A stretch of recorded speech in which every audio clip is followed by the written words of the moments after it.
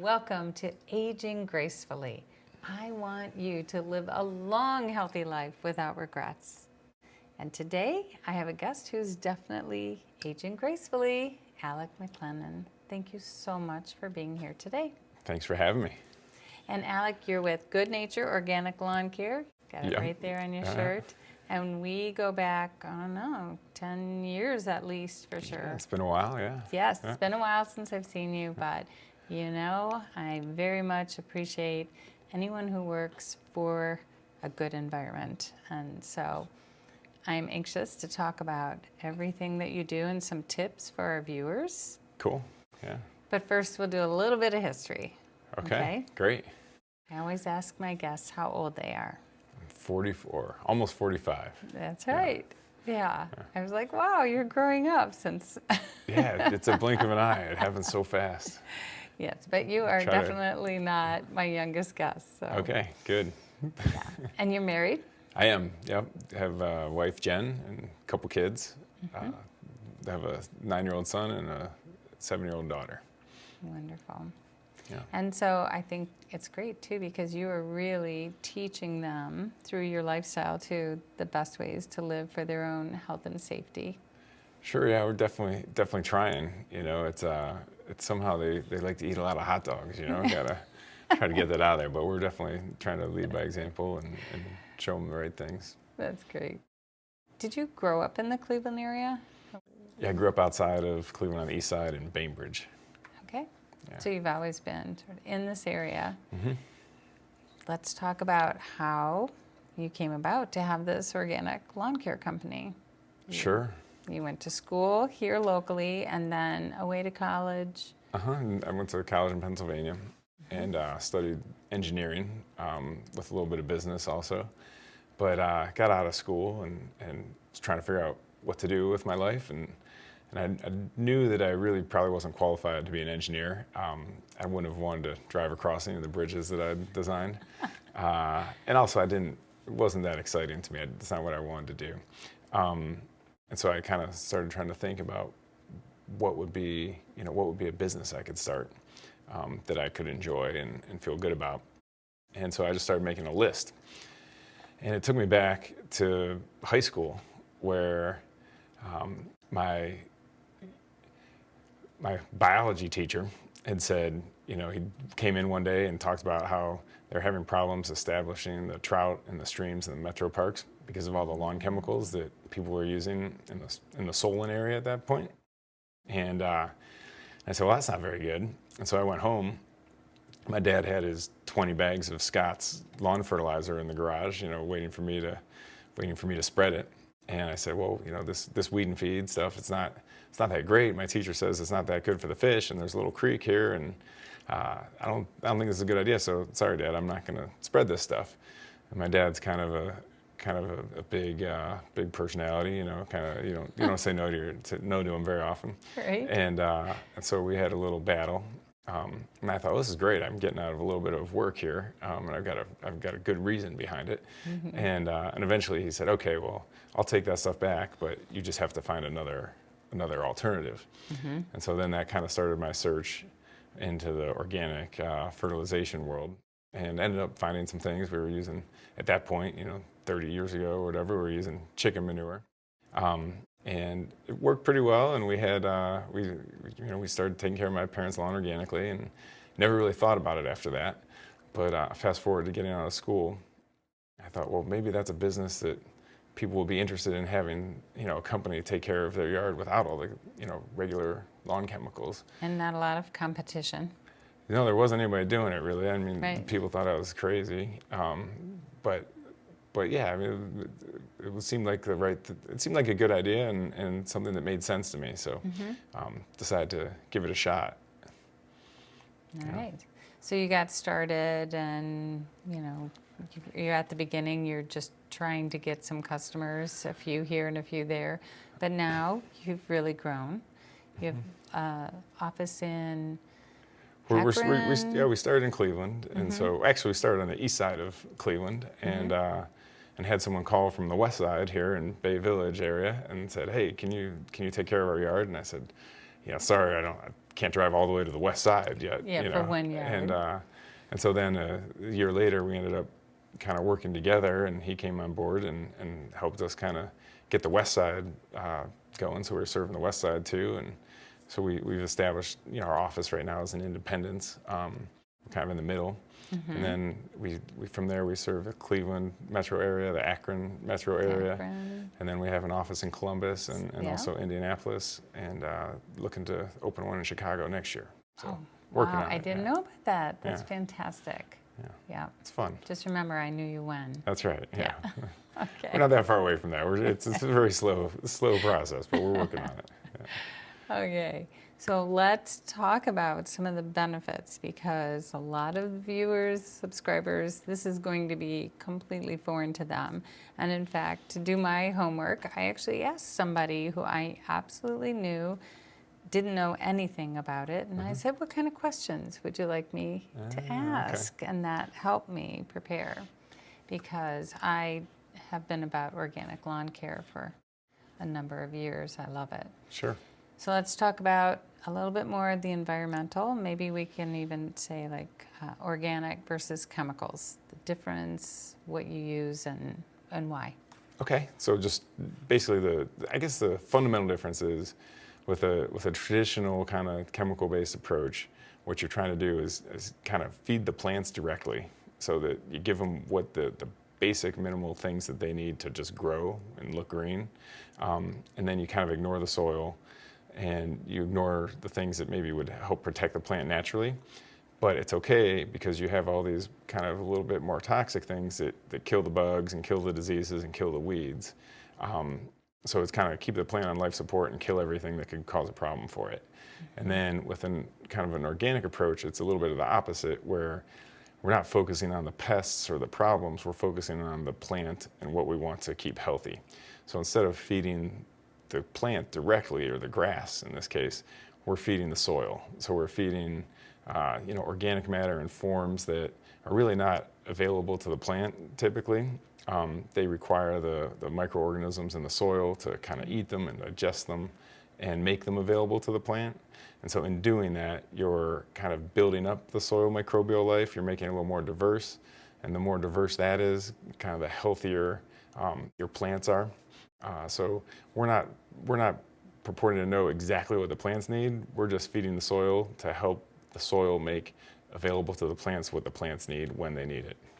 I would think maybe even with probiotics today for the human body and all the conversations with that might help people make sense out of what we're doing outside.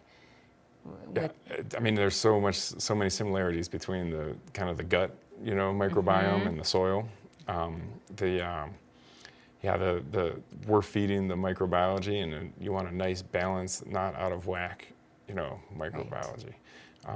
And we're basically putting prebiotics in, and then some probiotics also. We do, there are compost teas, so we're actually putting different bacteria and fungi and different things in there that help make the plants healthier. So here in Avon Lake, we live right by the water. And personally, myself, my yard is so close to the water. That is a great concern for me. Sure. That in a heavy rain, I know it just washes right down the street into the water. Can you tell me, is there some valid concern for that, for like if it were chemicals? Sure. I think with water quality, there's kind of two components to a lawn program that you'd have to kind of be concerned about. And the first is just the fertilizer. And fertilizer's, not going to kill you. It's not necessarily bad for you or poisonous. And the second is kind of the pesticides, the insecticides and weed killers and fungicides and all that stuff. For grubs. And those are, exactly. And those are not, those are trying to kill things. They're not good for people. You want to kind of stay away from them and protect yourself. Fertilizers aren't necessarily harmful to you, but they can be harmful when they get into the water. Because what happens is, especially if they're water soluble and they wash down in the rain, they'll dissolve and wash into the sewer grate and then wash right into the lake. Those nutrients feed kind of algae typically, and the algae blooms can do a couple things. One, they can grow like crazy and take all the oxygen out of the water, and then you get fish kills, and that's where maybe you'll have dead zones where there's not enough oxygen. And the other thing is, in Lake Erie in particular, we've been having problems with this toxic algae. And I guess it's not technically an algae, but it looks that way, so everyone calls it a toxic algae. Is it mostly west of here? It starts always in the shallow western basin and then kind of works its way east, it seems like.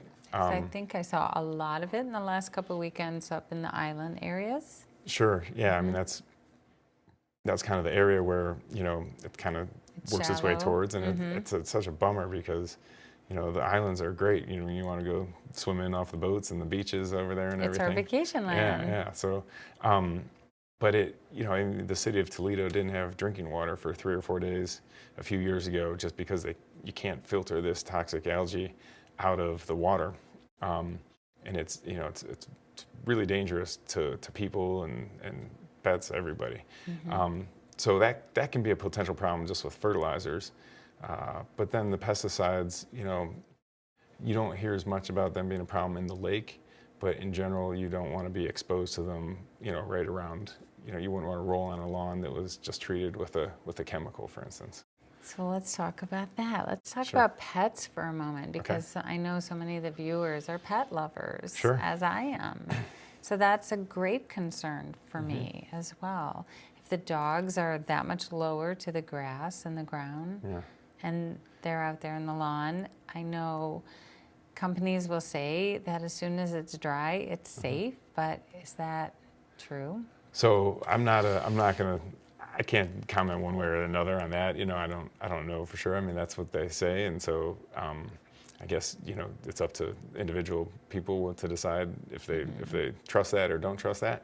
I will say that I'm a little bit skeptical of some of the claims of all the things, but that's personal opinion, So I don't want to comment on that too much. Maybe but I can encourage the viewers to Google information. Sure. Yeah, you can that find your own way, stuff. Yeah. right, they can get the information. Yeah. Yeah. So there was more to that question. I was Let's see. So the pets and the safety. Oh, yeah.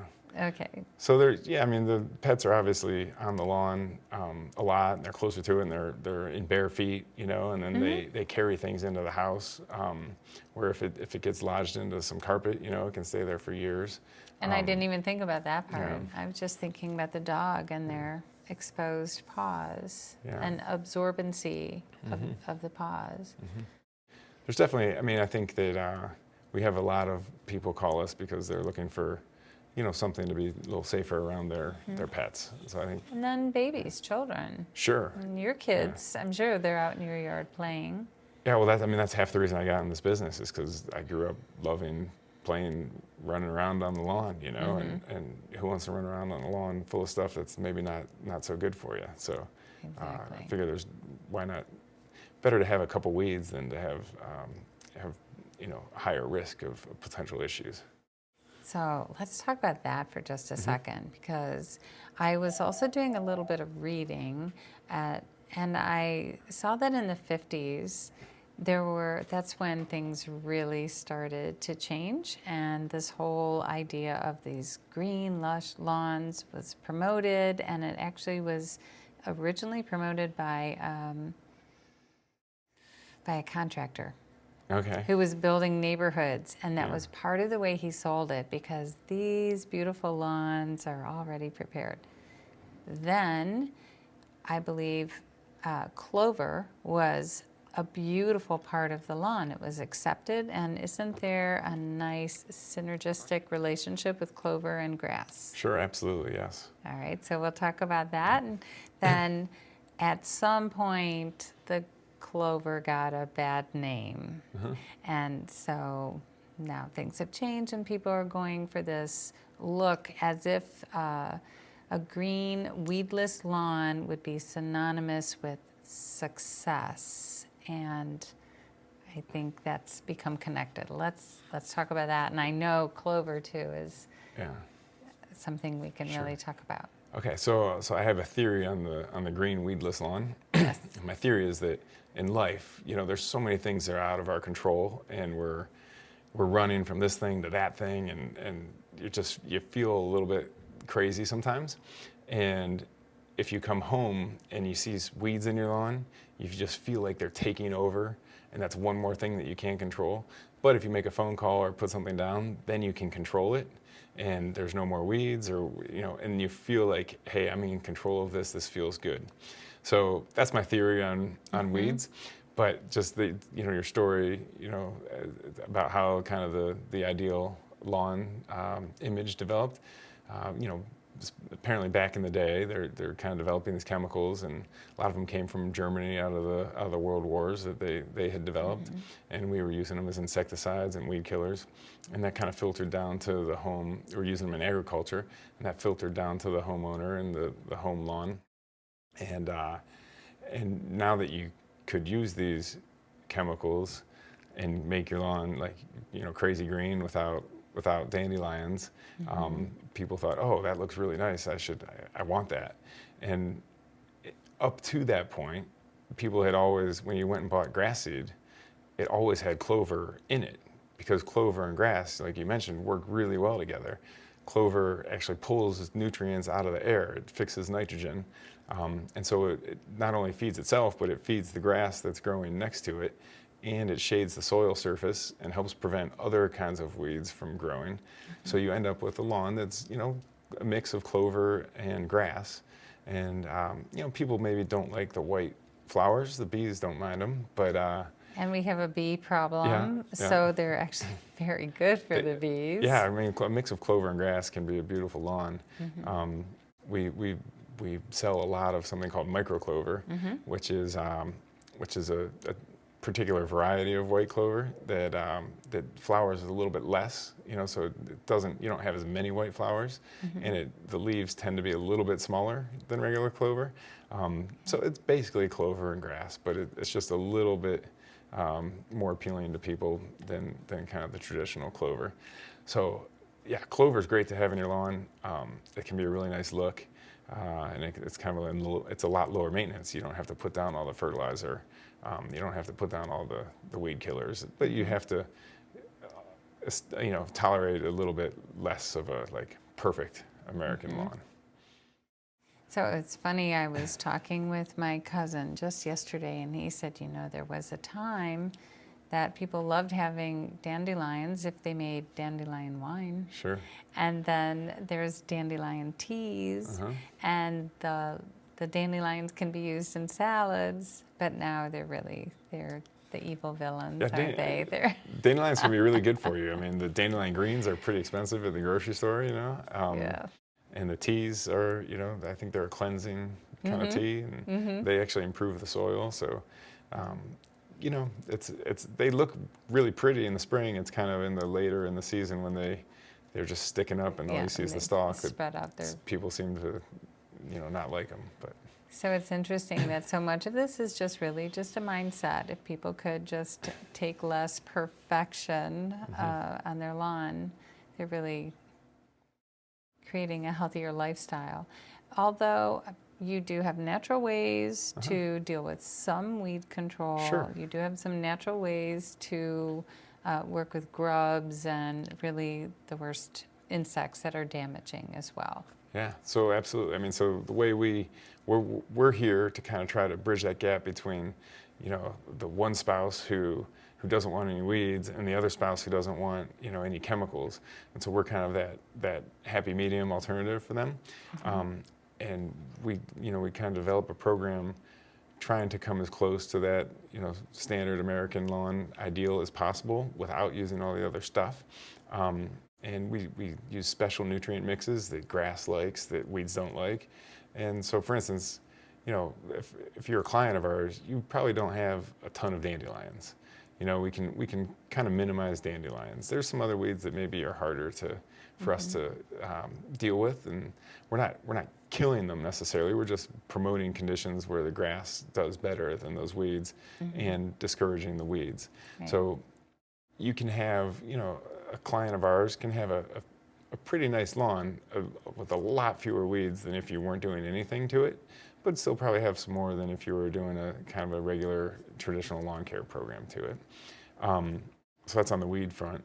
But in the, in mulch beds and things like that, driveway cracks, you can use, vinegar and clove oil and lemon juice. We do a lot of that when we'll squirt the weeds in people's, mulch beds for them with something like that. I do the same on my patio. Yeah. In between the pavers. Yep. And there's a lot of different alternative, the traditional product that everyone's always used for those areas is Roundup. And, it's always been thought of as like the safest chemical we have, and that's why it's used everywhere. But, there's been some new information coming out that maybe is not that safe. Right. And so, that's kind of what we'd say, try to just minimize the use of all that kind of stuff as much as possible. For insects, you talked about grubs.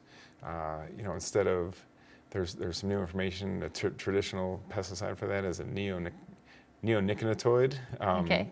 And there's some new information about how that's been maybe not so great for pollinators, which are pretty important to our existence, not just for our flowers. Right. And we'll use a natural soil organism. So it's something called a beneficial nematode that exists in the soil naturally. It's a microscopic organism. The more of those you have in your soil, the fewer grubs you're going to have. They kind of basically parasitize the grubs and cause them to not exist a whole lot. So it reduces the grub population. It doesn't totally eliminate them. But we actually apply that organism to lawns and kind of keeps the grub populations under control. And then another one is mosquitoes, ticks, and fleas. That's you mentioned your pets, so you want to try to keep them away there. And it's also nice to be able to go outside and not be the main course at your backyard barbecue. Right. And so we'll spray mostly garlic, and it's a nice. It kind of smells like a pizzeria for a few hours, but it keeps the mosquitoes and ticks and fleas away for up to about 3 or 4 weeks. So we do it a few times over the course of the summer. Sometimes we'll use some cedar oil in there as well, but that's a nice way to just repel insects from your yard, and it sometimes repels the neighbors for a few hours too. So if you want that can be good too. But after a while, we don't smell it, but the bugs still smell it. Right. Yeah. All right. Well, I'm all about that. And I think it's time for our ageless advice. We're running out of time. I might have to have you back another time because there's so many things that we haven't even covered yet. Cool. And I think people would be super interested. Okay. Definitely, there were some effects even this year after this crazy spring we had with so much water. So we'll talk about what happens, things like that, and when soil needs to be aerated next time, huh? Okay. We'll do Sounds a sequel. Good. Okay. So ageless advice. Here we go. So you give the appearance anyway with perfect posture and speaking. It appears that you have great confidence. You've continued to build your business and do well. So what do you think is the secret for that, for someone who wants to build some confidence in their life? I think it's interesting. That's a great question. I think there's two things that are related is courage and confidence. And courage doesn't feel good. You're putting yourself out there, you're taking a risk, you're doing something that really you feel not confident about doing. And then there's confidence, which is like, oh, I've done that before. I'm comfortable with that. And you only get confidence by having courage. So, for me, it was growing up playing sports, putting myself out there, taking a risk to not do well or to lose. And, one of my favorite sports was wrestling, and I lost my share of matches, and it stunk, and you're out there just you and somebody else. And if you lose, you lost. There's no one else to say, well, they didn't catch a pass or whatever, So just being able to get comfortable with putting myself out there gave me the courage and confidence to know that, hey, I can always work harder next time. I can do something better next time. The world's not going to end if I don't succeed. So you might as well try things. I love that. Yeah. There's so many ways you can apply that too, whether it's somebody who's resistant in going to an exercise class or so many things they might say. Yeah, it's gotten to the point where courage, I like that feeling of feeling uncomfortable because it means that I'm doing something new and trying to grow and expand a little bit. So it's a bad feeling, but I kind of crave it. When I don't have that feeling for enough, when I don't have that feeling of being uncomfortable for a while, I really try to put myself in a position to get it. Yeah, so you grow your comfort zone. Yeah, exactly. Love it. Have you had a role model or a mentor? Would you suggest that to somebody else as they're growing? Oh, 100%. Yeah, I've learned a ton from my role models and mentors. And I mean, obviously, both my parents are great role models. Just from watching them, I've been very fortunate to have amazing parents that were great examples for me.